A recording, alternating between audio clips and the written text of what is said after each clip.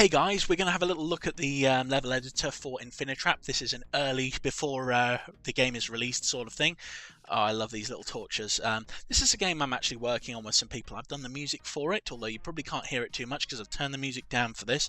But we're going to have a little look at the level editor. So we go to Custom Dungeons and we click the R button to launch our editor. So this is the basic sort of layout that we've got in front of us. We've got a whole bunch of different buttons, which include the floor design buttons, tiles. We've got the all of the other cool sort of stuff, like we've got the checkpoints, we've got friction tiles, friction ice, and we've got the web. We've got crates that we can put in. We've got crumbling tiles, which I absolutely love.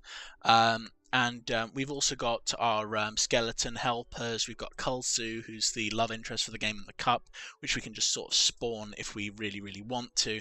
And this will allow us to have like dialogue options, etc., which is really cool. We're not going to put that in just yet. What I'm going to do is I'm going to design a very basic level. So what I'm going to do is I'm going to go all the way back and just start drawing.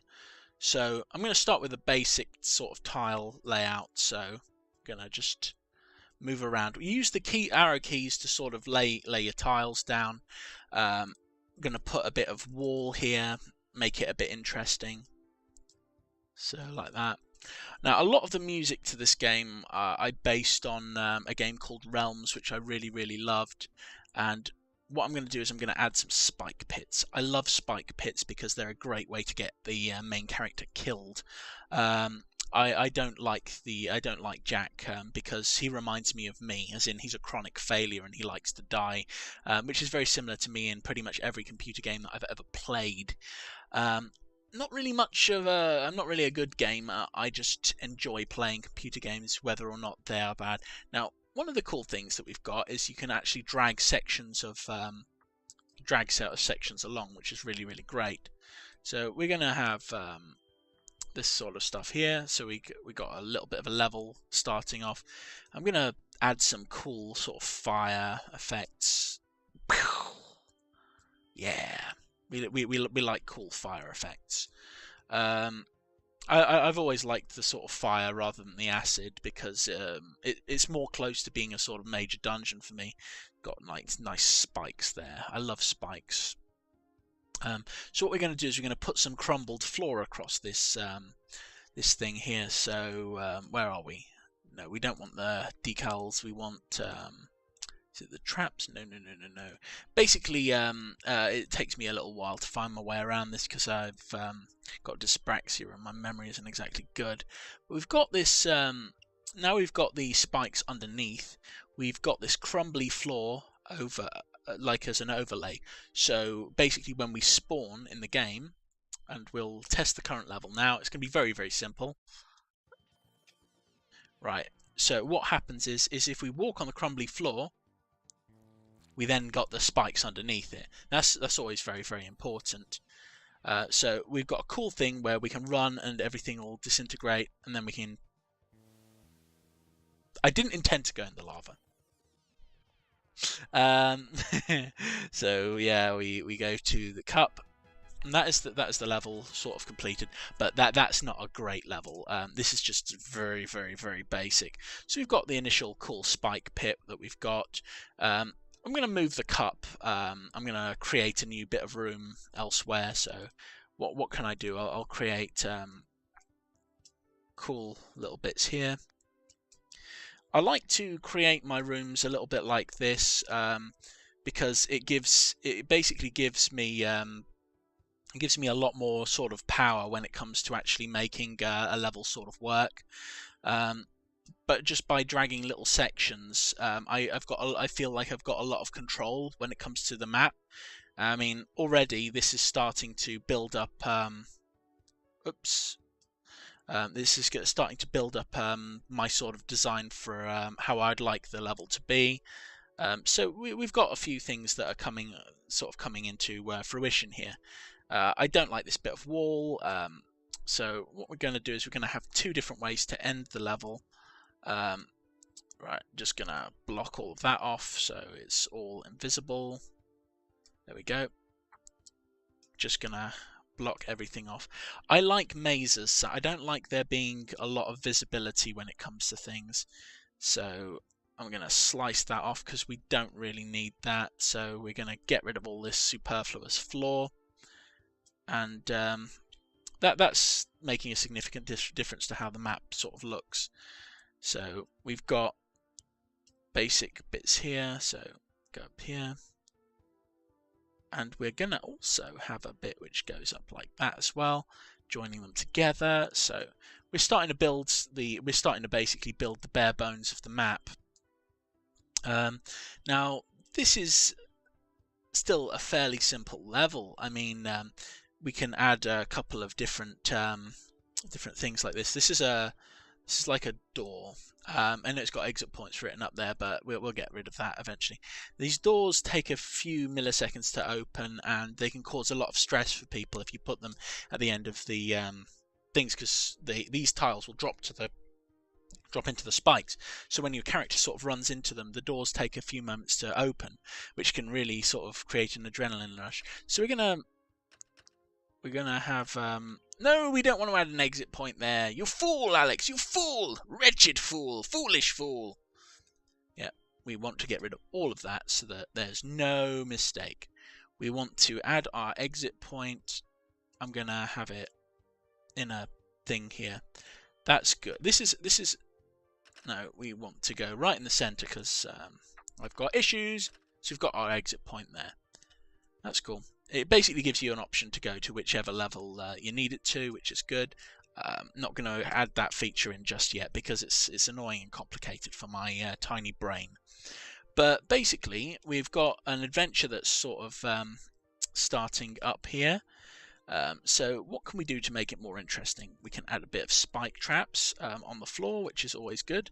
That creates a little sort of place of mystery. That opens it up a little bit nicely. It makes the room kind of uneven, which is it's annoying for certain people. So I'm going to put it like that because that's going to be really, really complicated for my head. I'm going to have some acid floor, which is always good. So I'm going to put a bit of acid in there.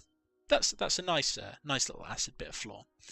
I don't like having it too close to the fire because if you've got fire and acid together, just doesn't look or feel right. I mean, I'll do a bit in the same room just so you can see, but it just doesn't feel right. It feels it's very disorientating, I think. That's just me personally. So if you want to make a level that really upset me, that's how to do it. I'm gonna have this one and right, yeah, there. That's good. So what's going to be here? We're gonna little spike pit.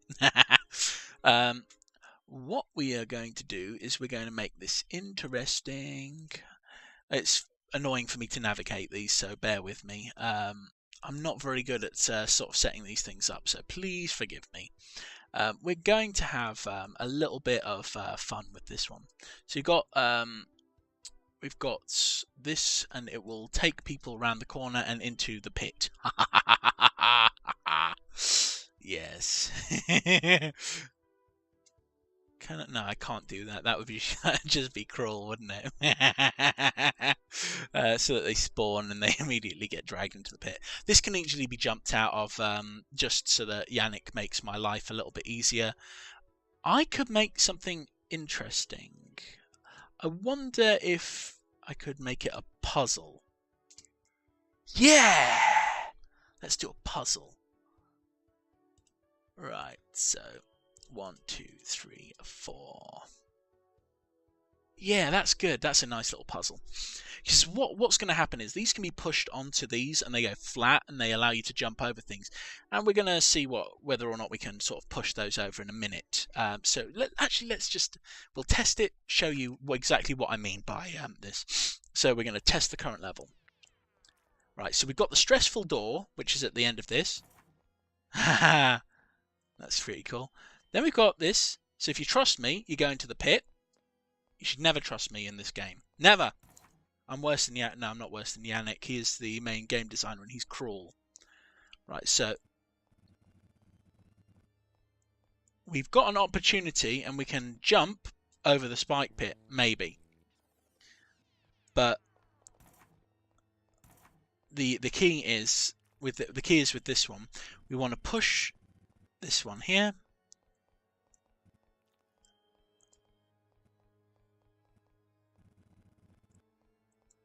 So what we want to do is, I love the effort which Stefan's gone to when it comes to designing these. So we've got a safe jump over the spike pit, which is really cool. You've got the acid, which is great. Not going to walk into that yet. We've got this room. We follow this up and we go to the cup, because I've shown you everything that I want to show you with this so far. So what else can we add for like sort of ambient stuff? I mean, light is always very, very important. Let's put torches. I like torture. So we've got torches.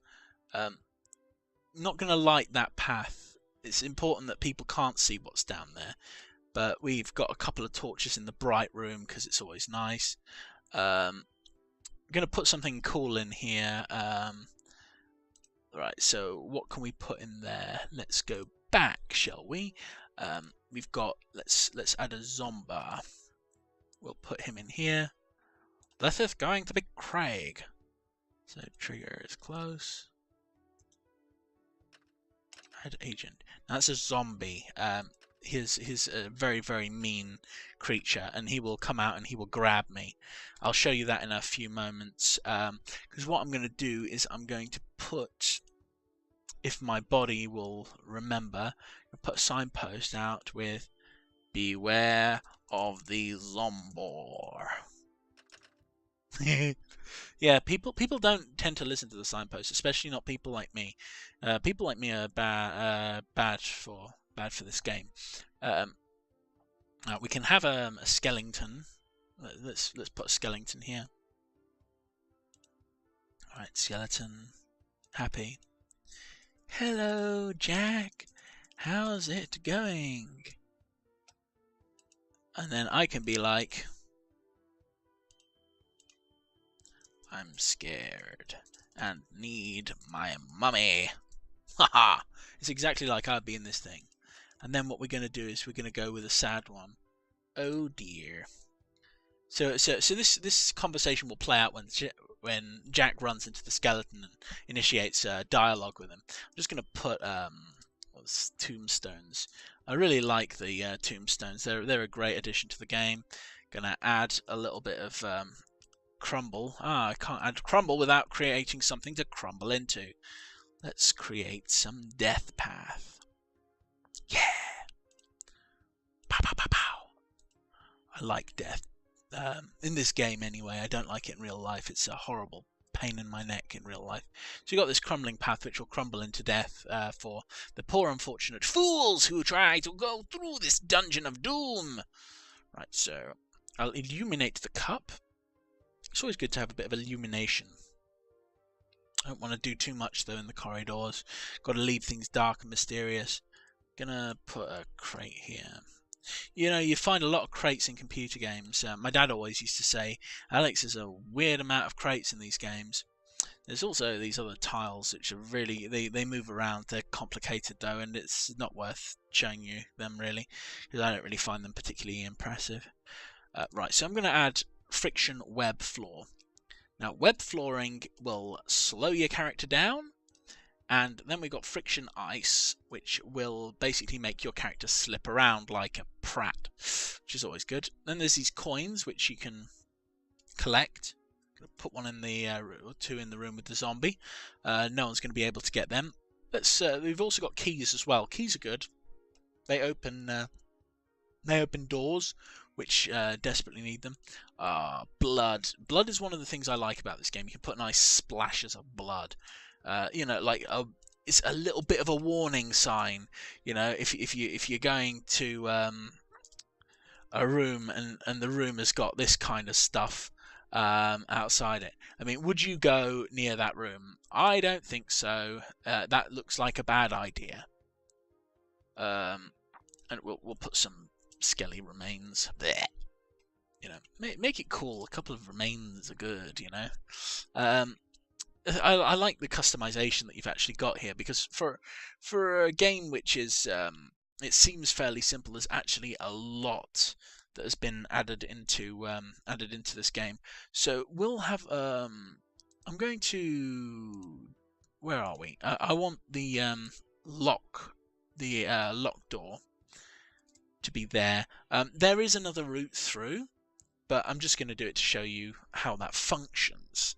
So what we're going to do now is we're going to save the level as McScaryPants. Sufficiently scary. I like the fact that you can add that. You've got a lot of the different musics that I've written, although he hasn't added in all of my cool new musics, which is one of the reasons why it's not worth doing it. But anyway, let's see. We can let's test the current level. So I'm going to show you all the stuff which I've put in so far. So we're going to go across the scary bridge and fight our way through. We're going to go down this thing, and I'm going to show you that we can escape from it. That's good. We've got the key. We've got the lights. The light sources are nice because they illuminate a little bit, but they keep the game sufficiently dark. Now this is good because there's all this gore. Beware of Zombor. Is the Zombor spawning? Oh, he's spawning. We do not want the Zombor to see us. See this? Zombor can't see us. Hee. Yeah. He's blind. That's the thing. They rely on sight in this game, which is really, really useful. So you can use things like these blocks to stop him from seeing me, which is great because otherwise he'll kill me. I should probably show you him killing me just so you can see. Oh, there we go. That is what happens when you're an idiot. Okay, so we're going to go through. Okay, now we're going to push this one through. Right. Don't want to go on them spikes. So here we go. Up. Come on, Jack, you can do it. It's good that he slows down when he's pushing things, because the thing is, this adds a level of stress to the player, because it makes it complicated and it's not exactly easy all the time. Now I've got the key. Oh no, we've got the conversation. Hello, Jack. How's it going? I'm scared. I need my mummy. Oh dear. There we go. Beautiful conversation. Reminds me of real life. With the key, you can open up the door and go onto the slippery slidey, which is cool. It has this nice little animation when Jack loses control. Not that animation. Whoa! There we go. I like that animation. So we've got the sticky ground, and you can't jump off of that, which is really, really cool. So what can we do? Can we push this one in the water? Yeah, we can do that. They're really cool. It'd be nice to have a bit of float animation from that, but you know, this is a independent game with no budget, literally. Oh yeah, check this out. You can step on the bugs. Yeah, bye bugs, bye bugs. I'm not like that in real life, by the way. But we can run over this. Oh my god! That could have dropped me in the slime. And then we get the victory. So yeah, that's a quick look into the level editor for Infinitrap Remastered Edition.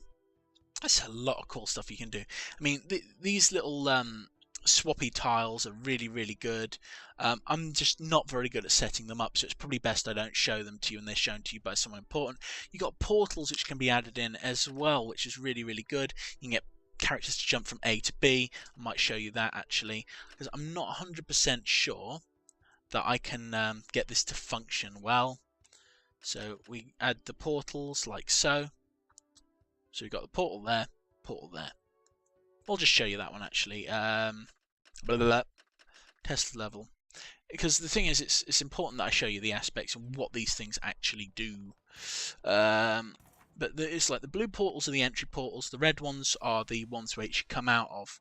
And I usually like my portals to go into lava, so I'm not a good person. If you play any of my levels, you will notice that there's a lot of people getting dumped into lava, getting people dumped into other things. But I like it when a person enters a portal in the hope that they're going to survive and they don't, because it's just very, very important for me that people develop a level of mistrust for the person who's making the game, because that has to always be with the player. Are they going to trust me? Now you can't go through that because we didn't pick up the key. See, I'm teaching you new stuff each time. Now we can skip this dialogue with the X key, and we're going to go through the slimy web path. Woo! Don't want to run too much because that goes into the spike. That's a clever little mini trap that I put in because some people will hold the key down and they might end up going into the spikes. But that's all cool. I love that sort of stuff. But you know, this is just a quick taster, just so you can see what the game design is like. Now, what sort of things can we can have? We can have fireballs, darts, boulders, flamethrowers, spinning discs, and spikes. So, which of these things do you think I like? I like a lot of them. Right, so we've got this one here. Let's add an emitter. Right, so we want fireball and we want an anchor. I think it's the bottom anchor, and initial delay. We want it to add the emitter. Is this working? Right, so we've got this emitter's coming out the bottom, so it's going downwards, and we're going to have a little look and see how this one functions within the game. So if we test the current level, we're going to have a little look at the fireball emitter. I like fireballs in this game. Oh, don't want to miss that fireballs. Now fireballs, you can crouch under them like that, and you can jump over them. I think we're going to find out whether or not you can jump over them. Hey, see, I got skill. But anyway, they're cool little things to have. I really like them.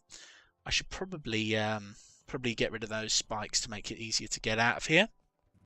But anyway, this is just a quick sort of example on the level design. There are so many cool things to sort of add into the game as well. Anyway, that's a quick test of Infinitrap and the level editor. So it's definitely worth having a little look, downloading the game and sort of playing around with it. So anyway, it's been fun, and I'll catch you later. Bye!